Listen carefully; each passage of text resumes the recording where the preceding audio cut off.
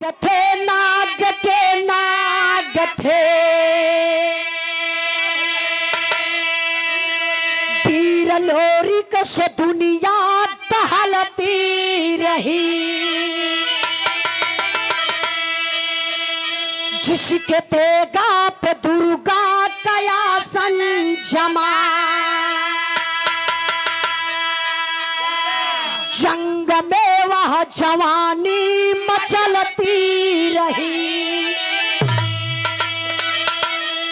जिस तरफ से निकलते थे लोरी का जवान, कांप जाती थी धरती हिले आसमां।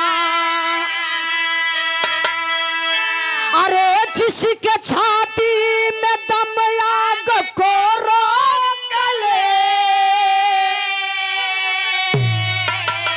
मौत को मात देता रहा कारवां।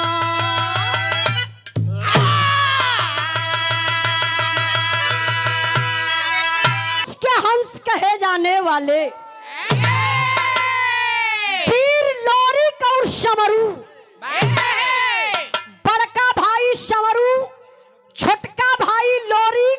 लोग बतावे कि लोरिक के दहिने दुर्गा विराजे तब बाएं बन सकती, पीछे से हनुमान जी चापत रहे एकदम।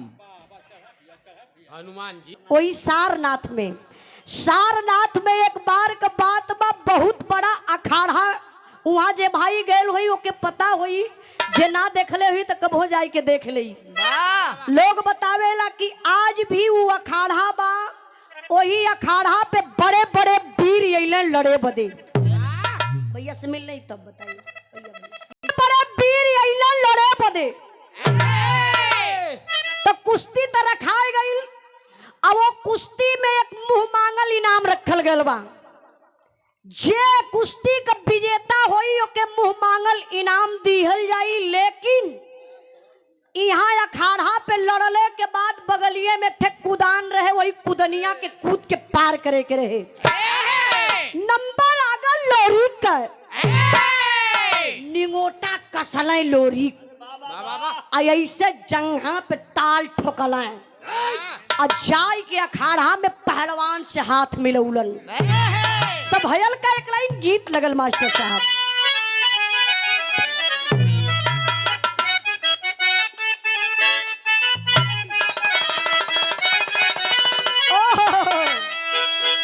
गीत बड़ी प्यारी लगल। हमार माई बहन आप लोग बैठल हो, हमार बतिया फरियाद के ना समझ में होती है ना। अच्छा अच्छा। रे पिछुआ रवा सोनार के दुकानिया,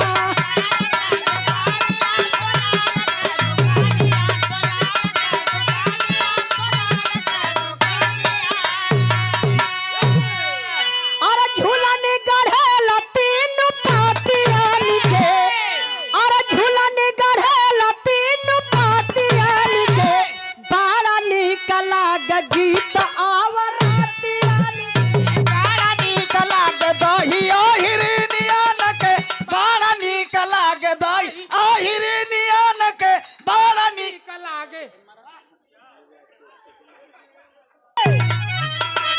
सारनाथ में कुदान के निशानिया,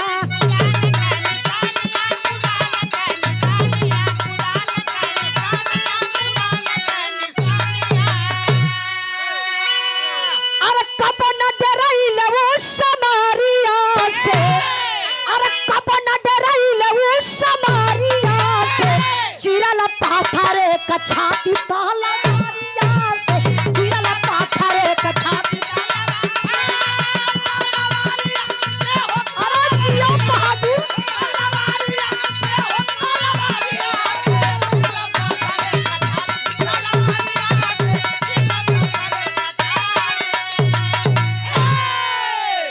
बेर आया हल जब होली के त्योहार हो,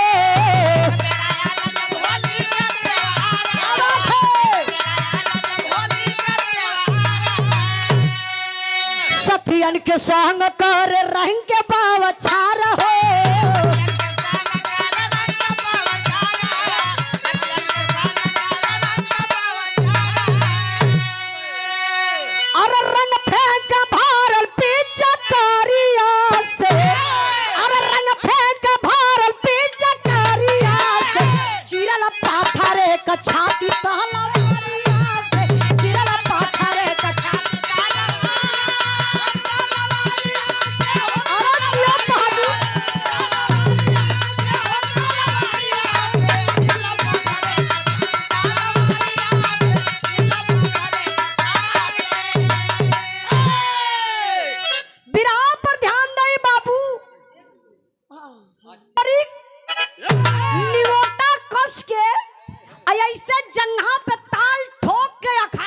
पहुंचलन।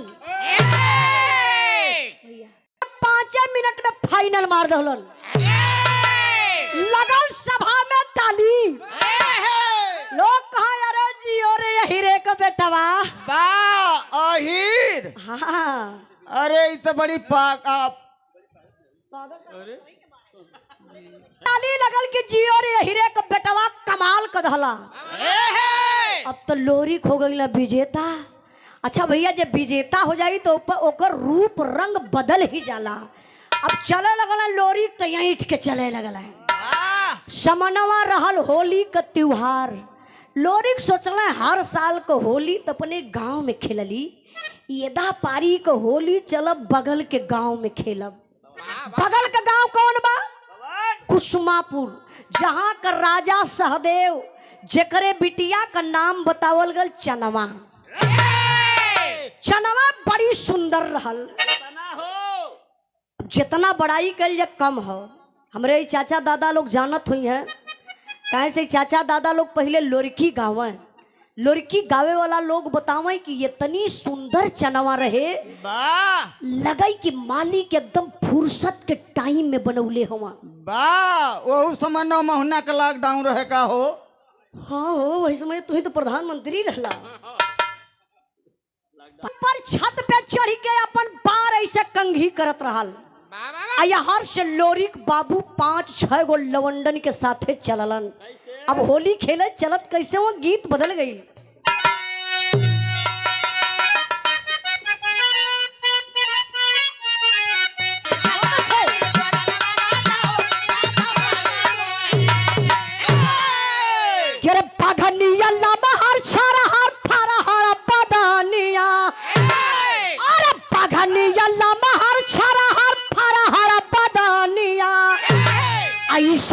जले के पीछे करिया लोरी खो जैसे गरा जाए कौनो शेर। बहुत अच्छे।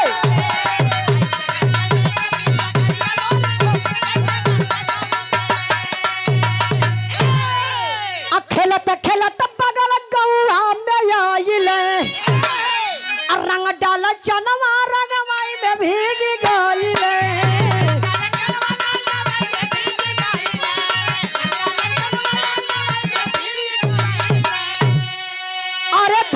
दौरा के तेही घरिया लोरी खो रंगावा पोतला पोर पोर।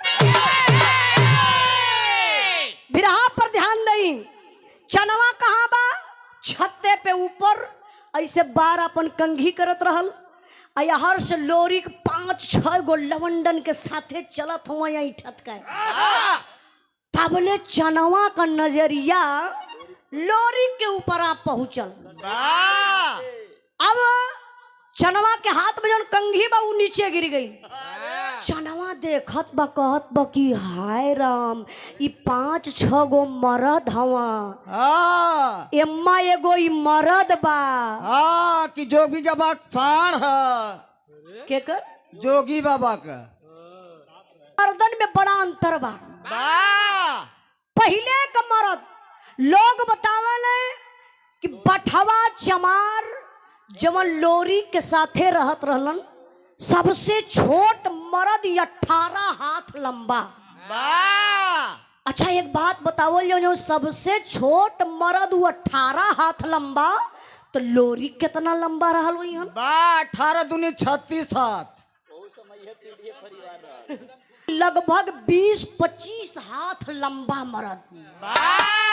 पहाड़ जैसन चौड़ी छाती, चढ़ल मुसुक, टूटल कान, मोटका गर्दन, वो मोटे मोटे जंघान है। अरे जब चनवा देखलस तनी से लोरी करीबैले। अब तो चनवा गई पहचान। अरे ई त गढ़गौरा का लोरी खौआ हो। अब चनवा देरी न कैले गईल बल्टी में रंग घोरलस और रंगवा बल्टिया के ले कैसे बरजवा पे खड़ी बा और लोरी के का पता कि ऊपर केवल लोरी कोई बरजवा से गुजरत हुआ और तब ले भर बल्टिया कर रंगवा चनवा इसे लोरी के ऊपर फेंकले कले लोरी कलर। अरे ये ललका रंग कहाँ से गिर रहा है? देखा हो तब ले लोरी क निगहिया ये बाबू ऐसा छता पे गई लोरी क मुहवा बवाई गयल एक टक निहारे लगल कहले अरे बाप रे बप्पा ई तो मैक्सी पहले है। वही तो लगत है देखत रहल समैया ए रंगवा फेंकलू है ना। हाँ तू बचबू ना के अरे वही चनवा का ते अंगुरिया हरियन कैसन कैले हुआ? अरे भाई तोरवा अपना ना हुआ रंगवा फेंकलू हो ना बचबू ना। मेहरारू को जा चनवा लगल न चराए ये सड़िया उठा के करत ऐसा लोरिक समझ ही गई ले हाँ कि यहू का मनमा हो के कर अरे लोरी का बाहर लहला अब वही छत पे 3-4 फेरा चनवा कैलस मेहरारू को जात ना चनवा बेचारी लगल हकर हकर हाफे मारे डरन जाए के चनवा वही छता के कोनवा हाँ मुर्गियन में ही दबा के बैठ गई ऐसे बटुर के बैठ गई तब ले लोरी का कैले दौड़ के पीछवा से ऐसे पकड़त हुआ कल अब पकड़ के हाँ कसा शुरू कैल नहीं 1 मिनट का कसत रहना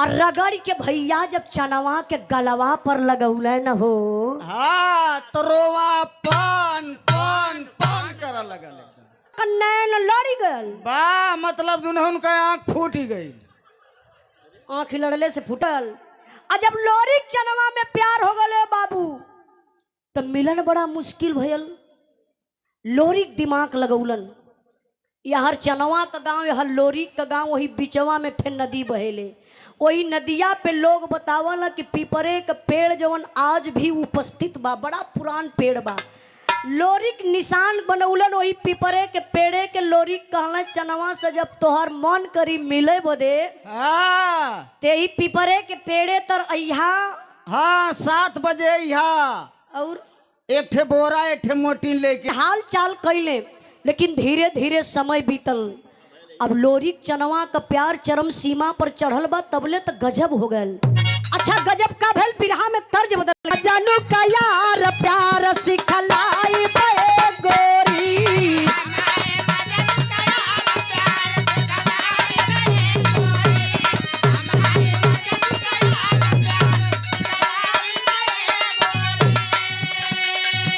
प्यार नाही होला खेलवार यार बतलाई बतो हके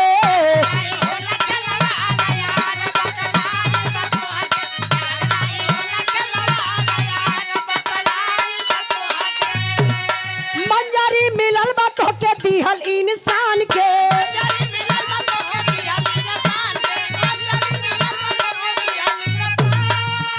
हमारा के प्यार मिलल दिहल भगवान के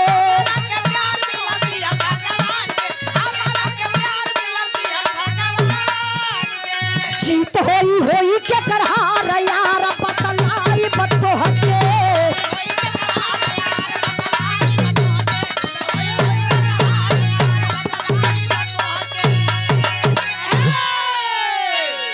बिरहा में यहाँ देखल डर बे बाबू यही में लोरी का बियाह हो गया। अब जे भाई प्यार केहू से कैले हुई अब तो के दिक्कत ना करे मन में 61-62 चले लगी पसीना फेंके लगे यार ये तो हाल हमरो जनवा से लोरी का बियाह मजबूरी हो गल। मजबूरी काहे बदे भयल तनी आप लोग दिमाग लेके चला अब यहाँ से बलिया से दिमाग लेके चला सोनभद्र जिला। सोनभद्र का रहने वाला एक राजा जिसका नाम बताया गया बाबू राजा मुलागित। इतना बड़ा वो अय्यासी राजा था। आसाराम का साढ़ू रहे का सरवा राजतंत्र था, आज तो लोकतंत्र है। कोई अगर नेता मंत्री आपके सामने अगर गलत काम करता है तो 5 साल के बाद आप लोग एकता संगठन बना करके उसको नीचे उठाकर बैठा देंगे। लेकिन राजतंत्र का मतलब राजा का बेटा ही राजा बनी। अब उस समय थपल राजा चाहे कौनो बिरादरी के घरे बिटिया पैदा हो जाए, पता ही एकर बिया होई वही दिने सुहाग रात सबसे पहले हम मनाई, हमरे बंगला पर आई, ओकरे बाद अपने ससुराल जाई। ए भैया केहू कैसे बर्दाश्त करी हो जब केहू के बहन बिटिया का इज्जत ऐसे लुटाई। वही अगोरी खास कर रहने वाला एक यादव वंश जिसका नाम बताया गया बाबू मंगल माहर। मंगल माहर के बिटिया का नाम रहल मंजरी। मंजरी भी बड़ी सुंदर रहली। रजवा मंजरी के भी कलाई में धागा बनवले बा। मंजरी सयान हो गई बा, राजा इंतजार करत बा एकर बिया होई, एकर इज्जत सबसे पहले लूटब। लेकिन ए बाबू मंजरी के पिताजी हो सोचे लगल कि जिंदगी तई बर्बाद बा, धरती पे कैसे हम जियत जी रह जाई जौने दिने रजवा हमरे बिटिया का इज्जत लूट लई। काय धरती पर वीर पैदा ना हुवन का जो राजा से लड़ाई लड़के हमारे बिटिया का डोला सुरक्षित लेकर चल जा। तब ले मंजरी का मामा मंगल माहर शिव बच्चन जी मंजरी का मामा रहलन। पहलवान बा, बड़े बड़े वीरन का छक्का छोड़ा देला। एक काम करता रिश्ता लेके चलता, एक बार अजमाई लिहल जात। अब मंजरी के पिता मंजरी का मामा रिश्ता लेके अइले यही बलिया में। कहानी शॉर्ट में समझी। अब वो रिश्तवा लोरी का तय हो गल, मंजरी से शादी तय हो गई। अब लोरी बारात लेके बलिया से चलने गढ़गौरा गांव सोनभद्र में। शादी मंजरी से बड़े शांति से भइल। ए बाबू जब सुबहिया का डोलवा उठल विदैया होखे लगल तबले राजा से जाय के चुगुला चुगुलाई कर देहलन। कल राजा साहब सूतल हुआ, मंजरी का डोला लोरी लगल गर्दन काटे। अब वो लड़ैया के जीत गई लोरी। अइले कहा जे भाई ट्रक का ड्राइवर हुई, अक्सर बनारस से आप लोग जाला, हमरे नैहरे का पहला डोला बजवनी सुरक्षित जात बा। पता नहीं आवे वाला दिन में याद हुआ यही हुआ तो हर इतिहास लिखाई कि ना लिखाई। एक काम करा, देखा कोनो छत्री का इतिहास रहत, ब्राह्मण का इतिहास रहत, उच्ची जात का इतिहास रहत तो तुरंत लिखाई जात। लेकिन हीरे का बात है तो इतिहास में ना पैबा, हर चीज के दबावल जात हो। अब मंजरी बड़ा विशाल पत्थर है, लोरी उसी पत्थर पर बाबू तलवार चलाते हैं, पत्थरा 2 टुकड़ा में हो गल। इतना बड़ा उतना बड़ा ना बा, यही टेंटवा का आधा आधा मान ला। बहुत विशाल पत्थर, क्योंकि हम लोग वहाँ कार्यक्रम भी करते हैं। हर साल गोवर्धन पूजा अपने घरे गढ़गौरा गांव में बारात आ गई, नात रिश्तेदार जुटले हुए, तब ले भैया हो खबर चलल चनवा के जोन प्यार करत रहल कहो ममवा ई मंजरी से बियाह कैल हलस, हमसे झूठवे प्यार कैले रहल का। अरे बाप रे बप्पा, मंजरी चनवा लोरी के बलौलस वही पीपरे के पेड़े तरे। अब बोलाय के लगल टाटे, कहला कवन मरद हुआ हमसे सुंदर रहल का मंजरी जौने से बियाह कलला। दिल से प्यार कैले रही, कोनो कागज का टुकड़ा ना कि फाड़ के डस्टबिन में फेंक दी। हमारे तोहरे प्यार का परीक्षा होई, अजय परीक्षा में पास होई वही के बाद मानल जाई। परीक्षा में का हो, यही पिपरे के पेड़े के साक्षी माना, अपन वीरताई दिखा दिया। भोरहरी में आई के 5 जगह यही तलवार से ही पिपरे के पेड़े में निशान कर दिया, बाजी जीत जइहा। अगर हम जीत जाई तो जोन हम कहब तो के माने के पड़ी। तब लोरी सोच में पड़ गईलन। सोच में का पड़ल मास्टर सब उठा के,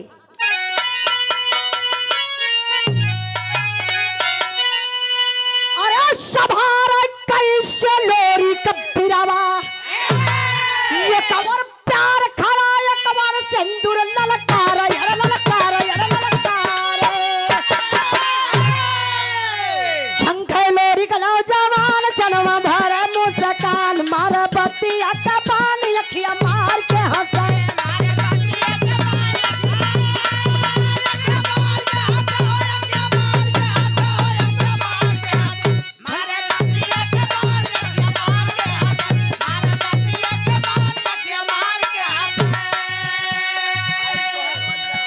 आई सुहाग वाली रात सूता जा मजरी के पास दहल दुल्हन के सौगात रतिया प्यार के हंसा। क्या बात है?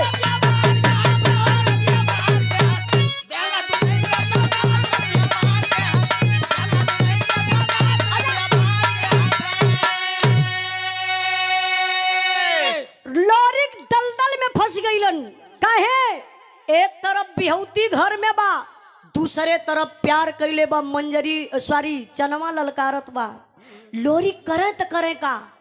ए बाबू सुहाग वाली रात रहल हो। लोरी कैले 12 बजे तक रात में जागत रह गईलन। उनके याद बा कि बाजी जीते के बाद पिपरे के पेड़े में निशान करे के बा। लेकिन बाबू जब 12 से 1 बजल ना तो नेट पे खत्म। लोरी के नींद आई गई। जब लोरी के नींद आई गई भोरहरिया का 4 बज गल। अब लोरी का नींद टूटल। लोरी देखल कहल अरे ये तो 4 बज गल, लगत बाजी हार जब का। देखल मंजरी सूतल बा, मंजरी के सूतल एक ठे चदरा ओढ़ा दल। अंदर से दरवाजा बंद बा, अंदर से ना लोरी के ठे सीढ़ी लगौला वही खपड़ैला पर अंगनवा में लगाए के भैया सीढ़ी वही औरौती तर उतर के तलवार हाथ में लहले हुआ लेके पहुंचले कहाँ वही अपोजिशन लोरिक बनौले। ऐसे तलवार जैसे ही लोरिक तनले थबले तो गजब हो गया। पोजीशन ऐसे बनावत हुआ जाए के पीछवे से चनवा लोरिक का कलाई पकड़ले कले। अब लोरिक सन चनवा कले कहाँ जात हुआ? तू तो सुहाग रात न मनौला है। सुना हमार बात, बड़ी ऊंची बात चनवा कहलस। बाबू का कहलस मास्टर साहब?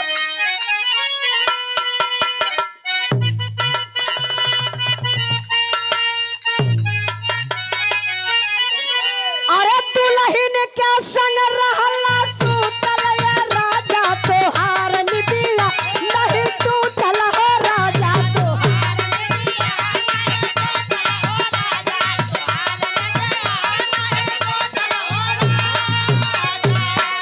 5 मिनट और बैठा, आप पर ध्यान नहीं कहना बाका।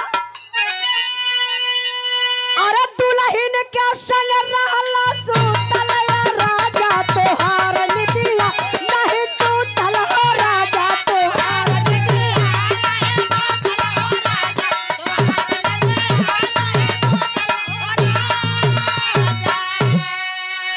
अरे दुल्हन के संग मजा लुटला तू घरे, रतिया बीतल मोर पिपरवई के तारे।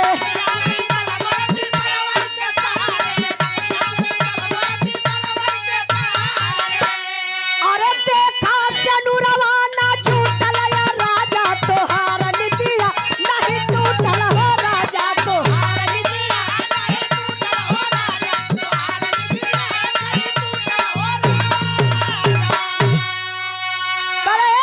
अरे बाजी हमके जितवला गोसैया हमारा के लेके पूर्व चल सैया।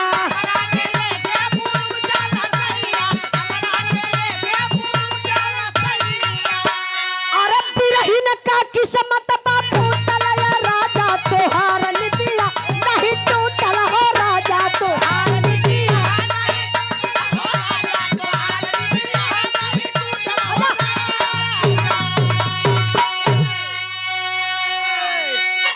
दो मिनट ऐसे ही शांति बनौले रही बाबू, बिरहा का भाव समझे के कोशिश। चनवा लोरी का कलाई ऐसे पकड़ ले बा, कला सुना तू तो घरवा सुहाग रात मनावत रहला, हम रतिया यही पिपरा के पेड़वा तर बितौली। काहे कि दिल से तोहसे प्यार कैले रहली। और तोहसे पहले आई के 5 जगह देखा आई पिपरा के पेड़े में सेनुरे से टीक दहली। बाजी हम जीत गईली, तो के छोड़ब ना, लेके चला पूरब। बोले क्या कहा? ए भैया अब लोग कहला ना कि लोरी को करे साथे जात हूँ। काहे कि बाजी हार गल हूँ। लोरी कैसे कलाई पकड़लस खींच के ले के बाबू चल गई पूरब। जब पूरब गई बा धीरे धीरे 20-25 साल का दिन बीतल हो भैया। तो होत का बा मास्टर साहब, अल्लाह का लाइन बा।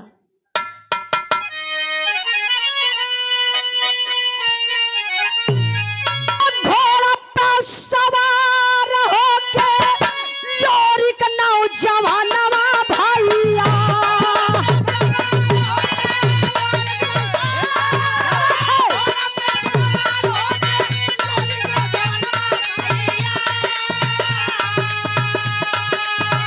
अपने घर के आंगन ऊपर रहला मेरा राम।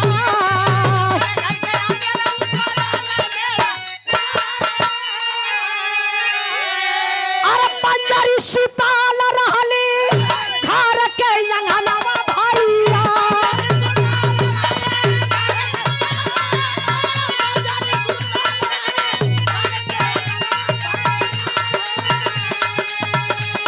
सगवा में सुतल एक पट्ठा नौजवान।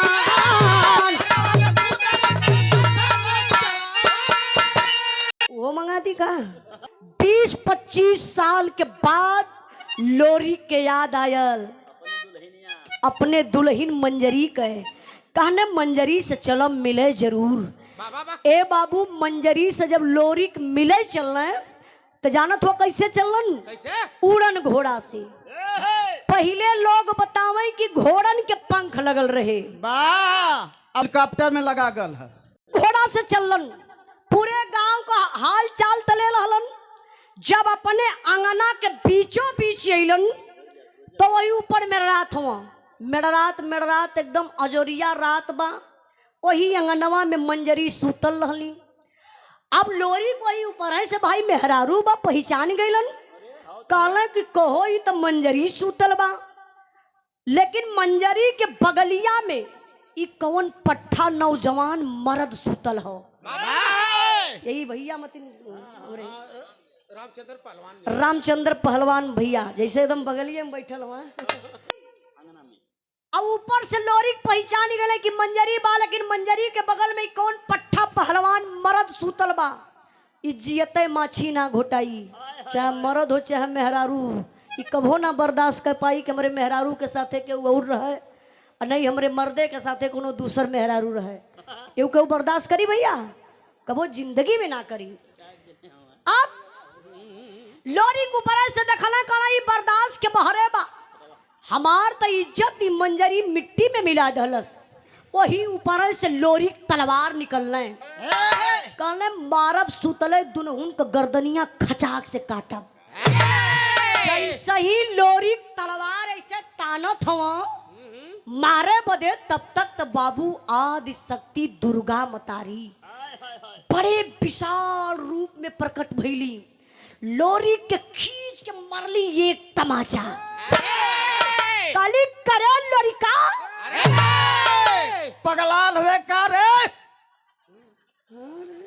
माई काली करे लोरी का पगला गईले का? लोरी कहला माई पगलाल ना हिला तनी हौ देखा मंजरी के। लोरी कहले ए मंजे दुर्गा माई काली करे लोरी का ई तो मंजरी बन रे, मंजरी सूतल बन रे। लोरी कहले हे माई मंजरी के पहचानत हो मंजरी के बगलिया में कौन पट्ठा पहलवान सूतल हो, ओके ना पहचान लू का? दुर्गा जाते तलवार से गर्दन काटे। हमार दूगो सवाल का जवाब दे दे, करे बात तक गर्दन काट दे। तो लोरी सिनेमा ठोकत हो कहला हे माई दूगो सवाल ना 10 गो सवाल करा, 10 का जवाब दे। लेकिन पहले औ गर्दनिया काट लेवा दा, बर्दाश्त ना हो तो मंजरी के लेके सूतल बा।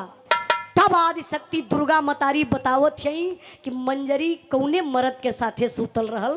बिरहा का आखिरी पॉइंट में मास्टर साहब